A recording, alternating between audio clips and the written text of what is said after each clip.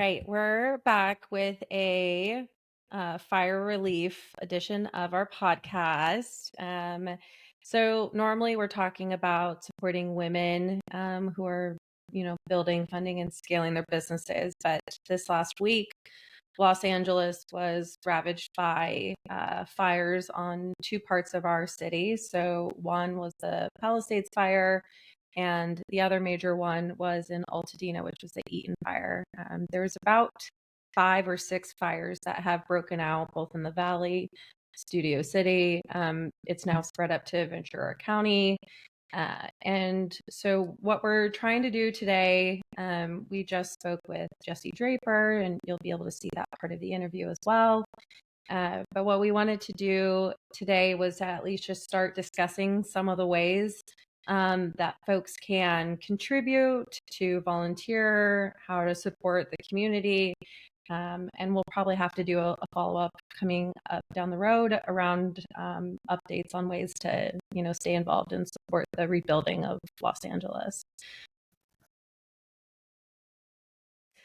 Okay, and we have Jesse Draper with us today. Thank you so much for joining us.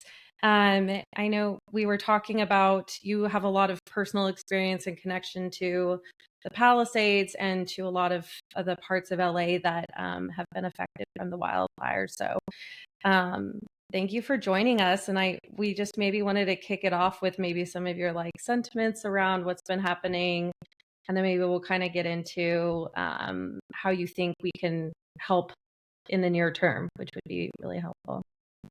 Yeah, I mean, you guys are following as closely as I am. I'm Jesse Draper. I run Halogen Ventures. We invest in early stage female founded consumer technology businesses. And last week on Tuesday, I was sitting in my offices with my business partner, Ashley. Her husband called and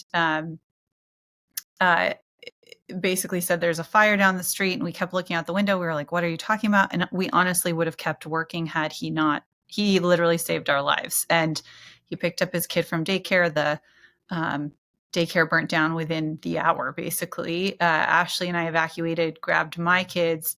Our office is now like the poster child for like every news article. We were in the Chase building, so it was completely demolished, and Ashley's home burnt to the ground. There's so many stories that are, similar and significantly worse. I had just heard about my friend Nicola Penn, who went to the hospital to have a baby and came back without a house. I'm going to start crying thinking about it.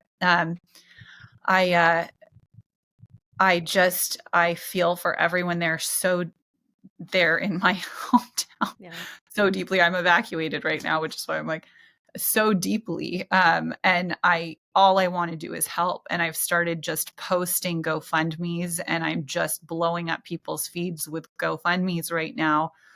But I started just thinking, okay, well, what's going to help this in the future? And, this is going to take years and years to rebuild. It may never be the same. Thousands of families in both the Palisades, Altadena, numerous other locations in LA. And if you live in LA, there's 10 cities in one, and basically all of them, this has touched almost all of them. And it's not over.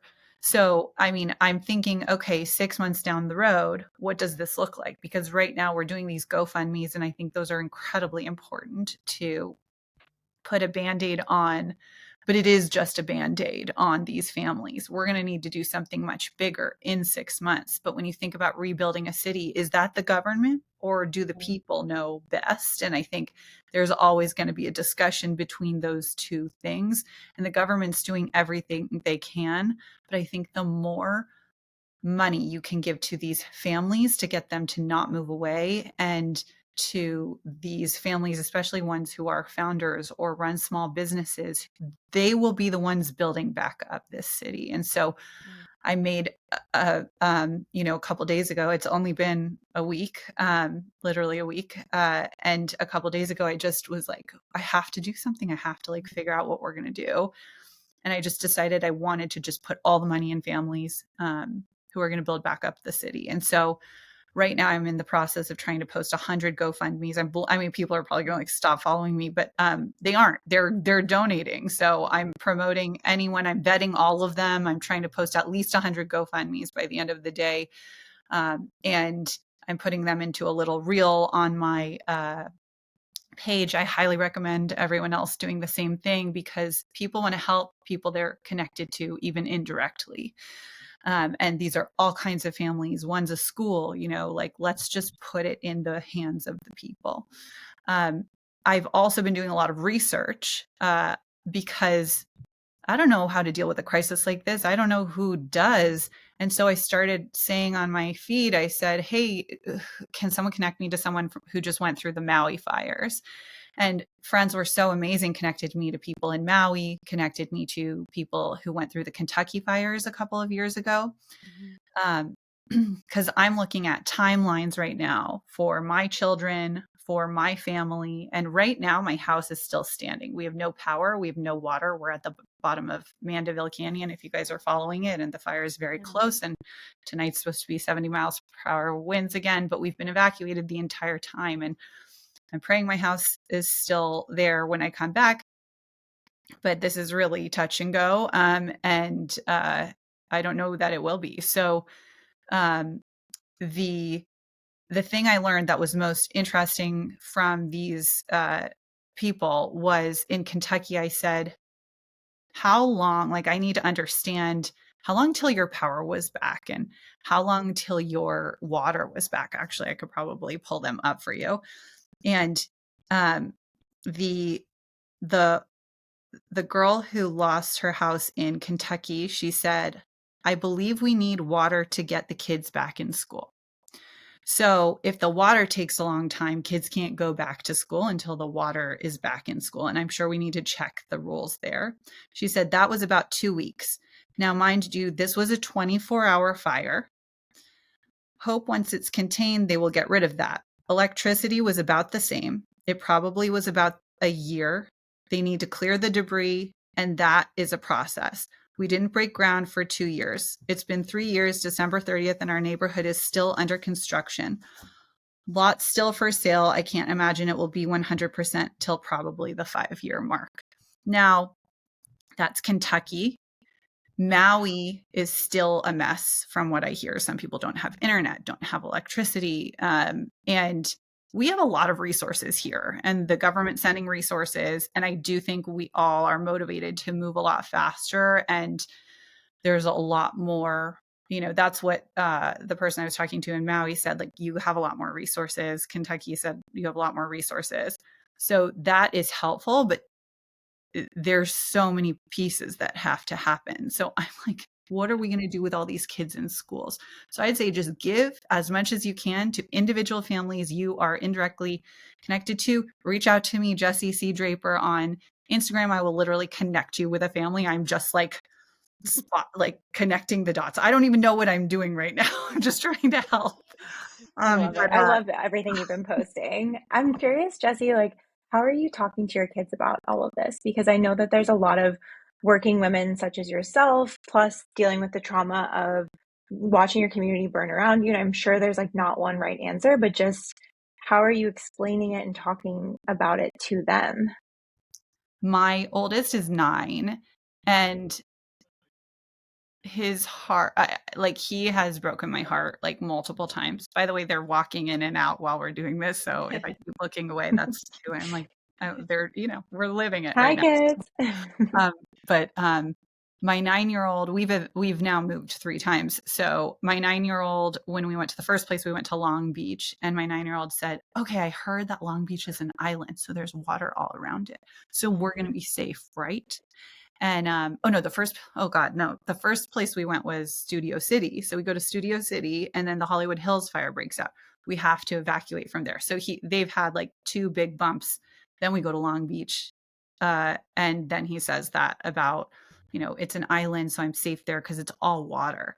And then I'm like, okay, we're going to go to more Northern California. And he's like, okay, it's moist there, right? So it's like wet. So like he's scared. I mean, he's had to evacuate 2 times from like legitimate fires within like 2 to 4 miles of wherever we were. And I think you just you have to be honest with them. He started, the moment I just sort of stopped talking was he started asking which of his friends' houses burnt down. And I was just like going through the mom's chats. I mean, there's like so many WhatsApp chats. I can't even keep up with them. It almost becomes this other job on top of everything. Just like, is the house okay? Is my community okay? Like, who needs what? Where's the resources? And I'm going through and it's like 4 or 5. This person? Yeah, this person's house burned down. Yeah, this person's house burned down. And I just was like, this is not good. Like, this is not good. I'm doing all the wrong things is basically what I'm telling you. I'm trying to hold it together. They're trying to figure it out. There's zero stability. We're now staying with my parents because I felt like, okay, they know their house. They know them. Yeah. I need to start thinking in like week-long increments of time instead of just like, I mean, this was just a shock. I didn't know how long we would be gone, and I still don't. So now I'm like, do I need to think 6 months out? Like, what does this look like? But every day is different. We haven't heard from their school yet. So I don't know how to I would just say, like, do what you need to do. Like, put them on screens, buy them a toy if you can, or just get them a toy that's a special treat. Give them do the things, like give them ice cream, like let them eat candy, like just like do get through it. That makes them happy and keeps them happy, because it's first, the first 24, 48 hours, we were just watching the news, and they were seeing the news. And I was like, this is not good. And one of my sons, my 6-year-old, woke up the next day and he said, I don't want to watch this anymore. And I'm like, okay. And that was like a real eye opener for me, where you're trying to hold it together and you're like, I need to watch this, but I also like don't know what to do, but I also need to keep my kid happy. And that's when I was like, let's get some ice cream or something. Like, let's have like ice cream, for breakfast, or let's like play a game, or like a little distraction almost. Yeah. And just give them as much chaos. love as you can, and don't beat yourself up if they're on the screens longer. My kids have literally just been absorbing. They're like inside the screens at this point. You do what you got to do. Well, I'm just so, continue to be so impressed by you. Like, I mean, you're going through all of this. You've been evacuated so many times. And yet here you are in service, posting 100 GoFundMes to families, talking about all the resources available for small businesses around LA, talking about the grant opportunities, like pushing resources. Like, you're amazing. Thank you for everything you're doing for our city. Way too nice. And I know all of you guys are doing incredible things too. I mean, I don't know what else you do. Your city literally burns down. I don't know what else you would do, Yeah. We're going to stay in touch with you. And we'll work on reposting a lot of the stuff that you're reposting, and we'll just continue to hopefully work together. We obviously share like the mission of trying to support, I mean, obviously our whole entire city, but especially a lot of the local business owners and families that we can. So, and women are going to build this city back up. I'm telling you, we will. So invest in female founders. Don't stop doing that. Invest in female business owners. Prioritize single moms. Like, I am doing that, and we love men. I have 3 little boys, but that's our whole thing. Invest in women right now for sure. Yeah. Okay. Absolutely. Thank you, Jessie, for having me. Thank you so much. Appreciate it. Thanks for hanging in there. So, and I'll also just say, both Katie and myself are based here in LA, and the last week has felt very heavy. And just, if I'm sure everyone's been watching the news, but in case you haven't heard about basically like how much this fire has ravaged through, it's the size, the impact is bigger than Manhattan. So if you think about like how big Manhattan is, all of that has burned to the ground across the city of LA. And it's not just homes that were completely burned to the ground. It was businesses, small businesses that have been, in the family for generations, schools. There are tons of both students and faculty that have been completely displaced. And so our goal is really just to discuss ways, like Katie mentioned, that you can either donate or contribute, or even just stay up to date, support founders that lost everything, that are based here in LA. And if you are a founder here in LA, or a business owner here in LA, hopefully you can utilize some of these resources to get some relief funding. Yeah. One of the things I wanted to mention too, we are going to be sharing a lot of, like we mentioned, GoFundMes of families and individuals that lost their homes. One of the things I wanted to highlight was a lot of what's being shown on the news is a lot of the Palisades. Many of the families that live in the Palisades, many of them are elderly. They bought their homes 40, 50 years ago. And so there was a lot of older generations that have been displaced. And then especially in Altadena was one of the first neighborhoods that was desegregated that allowed for Black families to build generational wealth. And so a lot of the families that were going to be sharing, there's sort of this idea around there's just wealth everywhere around LA, but LA is a very working class city. And so there's a lot of families that their entire existence, entire home, their entire way to support their families has been totally decimated. And so that's a lot of what we're trying to highlight and support. So a lot of the GoFundMes, the relief campaigns, they are for people that are running, like Julia said, running small businesses. And this is kind of their entire existence. So just wanted and I think about the Eaton fire. Like I read that over 1,000 faculty from the school have been their homes were decimated. And you think about living on a teacher's salary and your home is gone. And I just think about the impact that has on these are the individuals that are educating our youth, and they're completely displaced. They're probably traumatized from, seeing their house burn down. And, most likely they have to figure it out and go back to work on a teacher's salary. Like it's just heartbreaking. And I did want to call out one specific resource too, if you're looking to support. There's a ton of GoFundMes going around, and I've seen a lot of posts about like, be careful, like you don't know what's a scam and all these other things. So we are trying to post, families that we know or know either directly or through other friends and family. But also there's Big Talk. It's the Instagram handle is at Make Big Talk, and she's highlighting, going around interviewing stories of families that were directly impacted, usually right in front of the home that has been burned down, and highlighting a lot of their stories and linking their GoFundMe accounts directly. So I would definitely check that out if you want to hear straight from the families that you're donating to, so you feel sort of like a connection to the story and what they lost in the fire. Yeah. There's a lot of other people that we'll link to that are doing very similar work. I know Sarah Foster online is doing that on Instagram. I think she's also shared between 50 and 100 families. Allie, who's one of the co-founders of the Female Founder Collective, actually lost her home. And her and Rebecca, her co-founder, have raised over 1.5 million. It's probably closer to 2 now for the LAFD. And they are also, through their foundation, will be also providing grants. So we're going to be reposting all of those as well.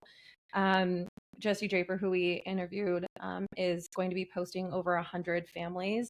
So a lot of these people are actually vetting the families and making sure that they were truly affected by the fires. So we'll make sure to go through and link all of those individuals. And then you can also go to their pages where they're sharing their on their stories too.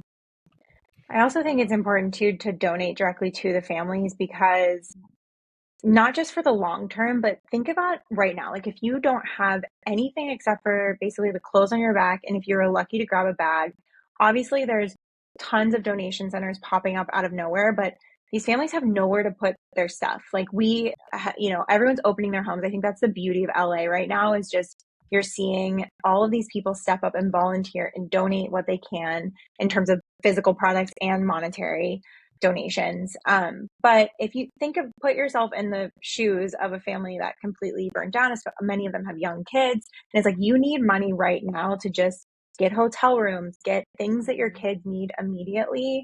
And so that money going directly to families is really important. And then obviously like longer term, some of these larger organizations are going to make sure that our like the infrastructure and everything is rebuilt. But in the short term, I think the GoFundMe's are really critical to building back up the city quickly.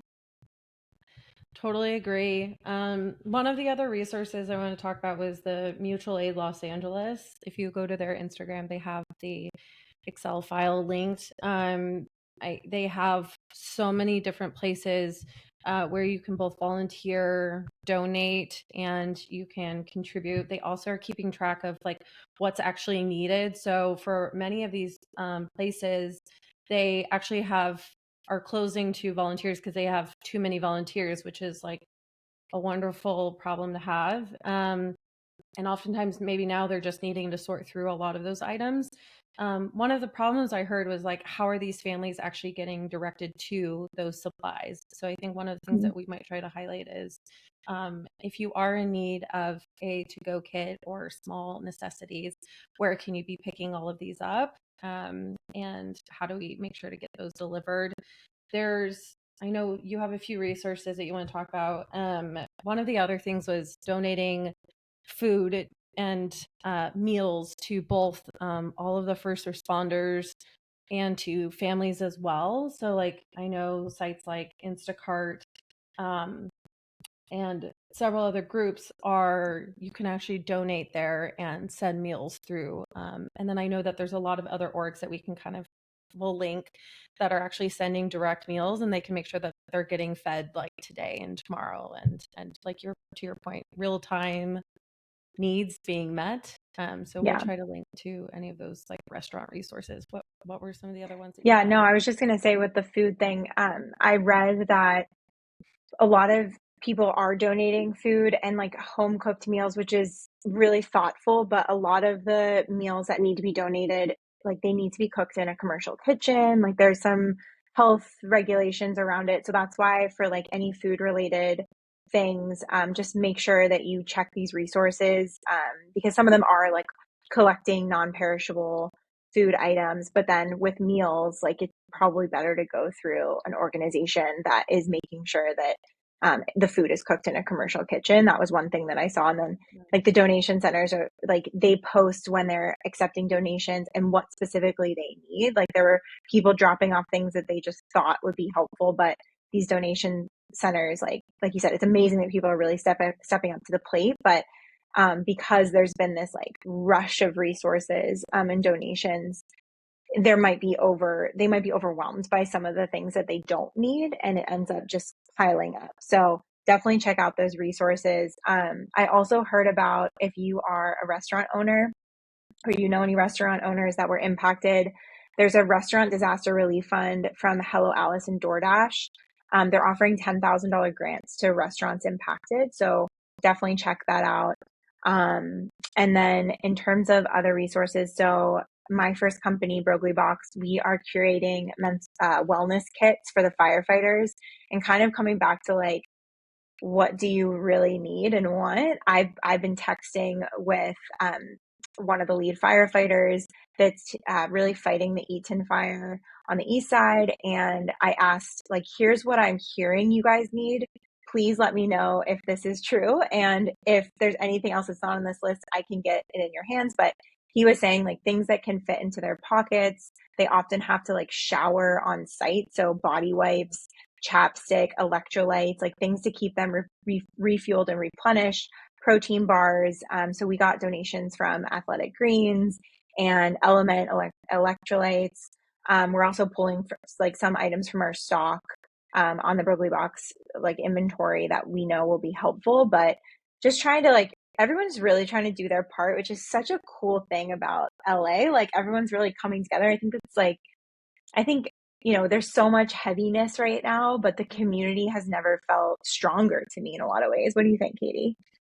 Yeah, I mean, it's been both like devastating and beautiful to see everybody come together. I was in Altadena with my cousin. My cousin lives in Altadena. So, I was there 2-3 days ago, and we actually got turned away from 2 different places where we were trying to leave donations and volunteer because they had enough volunteers, and they were at capacity everywhere, which was, a great thing. I was happy that we actually have an oversupply of people wanting to help. And same thing on the west side. I know there's a lot of people that are opening up their homes. They're cohabitating tons of families in one home. A lot of businesses have basically become like makeshift, either shelters or donation centers. So that's been one of the nice parts. I think why you and I think sometimes people don't get, why do you love LA so much? And I know that you and I are both very big proponents of the Los Angeles community. And I just think this also shows that there's so many like kind, lovely people. And also just our city is so big. As Jesse said when we were talking to her, there's 10 cities in one. But it really does come together when it requires us to, we really do come together. And there's so much pride and hopefully, working towards rebuilding together. So, yeah, absolutely. Yeah. And I think it's worth too shouting out that there are so many firefighters that came from not only other parts of California and other parts of the states, but from Canada and Mexico. And it just really makes you feel great about humanity stepping up to the plate when people are in need. I mean, just, even watching like the Mexican helicopters come in. I don't know if you saw that video, but I was just like, I got full body chills. I was like, this is so cool that, despite anything else going on in the world, they're just dropping everything to come to our aid. So just really feeling really appreciative. And then on the mental health side, so if anyone is looking for pro bono therapy services, there's a ton of mental health providers that are offering free therapy slots for those that are impacted by the fire. So I can link that as well. It's a Google Doc and it's ever changing, meaning more providers are adding time slots, some are getting filled up. So just check that. But what I love about this spreadsheet in particular is it not only gives you the therapist information, but it gives you a description of what they specialize in. So you can get an idea, whether it's for yourself or for your kids. So definitely check out that and utilize that resource because we're all going to need mental health support during this time. It's just been traumatic I think for everyone, but just thinking especially about those who kind of lost everything and witnessed everything being lost as well. Yeah. Regarding schools too, I will try to find as many districts that are showing this and reporting this, but I know Manhattan Beach School District is allowing students from out of district to register. And so we'll link to that. And so making sure that there's different ways in which if you need to re-enroll your student into a new school district, being able to find those resources. And then some of the other major ones, I think we talked about a lot of them. LA Fire Department, obviously, you can donate directly. There's several other groups that are creating fundraisers to support them. The California Community Foundation was my other one as well. And then obviously like Direct Relief and American Red Cross, they're actually providing like boots on the ground people that are trained in disaster relief. So making sure that we're actually donating to people that like really understand how to combat everything that's going to happen over the next few weeks, even after everything calms down. Yeah, this is going to be a long-term process. So it's not doesn't just end here. So if you're thinking like, oh, I really want to volunteer, but my skill set doesn't align with what's needed right now, like there will be an opportunity for everyone to help out in some way. And then on the flip side of that, if you're listening and you've been affected and you need something in particular, like now is the time to please ask for help. I mean, there's so many people out there, myself included, that feel helpless. Like I want to just do more. And if you need something specific that you're not getting a resource for, lean on the community, like please ask. And we will do our best to figure it out or ask around and see what we can do to get you what you need specifically. Mm-hmm. One of the things too, after listening to Jesse, that I think I'll work on after the fact is her point in contacting other folks that have gone through a fire or other natural disaster. I know recently, I know a few people that were affected by the flooding in North Carolina, and then obviously Florida. I mean, Florida was hit with like 2 massive hurricanes, if not more this year. So I think there's a lot that we can learn from those communities as well. I think they're really used to also having a lot of natural disasters, and hopefully there's some like lessons learned around connecting with other communities on how do we like come together as a community to rebuild. And so we'll follow up, I think, after having a few of those conversations in the coming weeks. But yes, and thank you to everyone for supporting our city during this time. And if you're in LA, hang in there. We'll get through this. Collective deep breaths and just lean on your neighbors, your friends, and this community. We're LA strong, right? yeah. Well, maybe we'll post about it, but maybe we organize a little get together on either the east or west side. My cousin's son is on a basketball team, and one of the things that they did this last weekend was they all gathered together in a gym, and like it was just nice to have like everybody together, and just feeling like a sense of community so that you don't feel like alone during all of that. So maybe we'll organize a little get together or something on either side of the city just so that people feel like they can come together. That's a great idea. I love that. Let's do it. Okay. All right. Well, eventually we'll get back to regular programming, but again, like Julia said, thanks for tuning in and supporting our amazing city. Thanks, guys.